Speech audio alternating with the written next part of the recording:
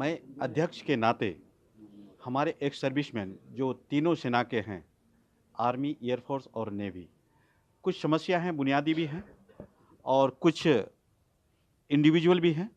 Individual भी तो ये है कि हमारे जितने भी रिटायर हुए हैं कम एज में आ गए हैं, बहुत कम एज में आ गए हैं और भारत सरकार या बिहार सरकार की तरफ से ये मुहैया कराया जाए कि भाई सर्विस मिले दोबारा। यहाँ जैसे बैग साहब ने बताया कि यहाँ ये इलाका ऐसा है, यहाँ कोई चीज़ नहीं है, जैसे ना कोई कारखाना है, कुछ है। रीएम्प्लॉयमेंट के लिए हम लोगों को तकलीफ़ है। हम लोग 15 साल 20 साल नौकरी करके वापस आ जाते हैं, जब हमारी उम्र 35 साल 37 साल 40 साल की होती है। उसके बाद फिर हमको इतने कम पेंशन मिलते हैं कि उससे गुजारा, बच्चों का पालन पोषण, पढ़ाई लिखाई मुश्किल हो जाता है।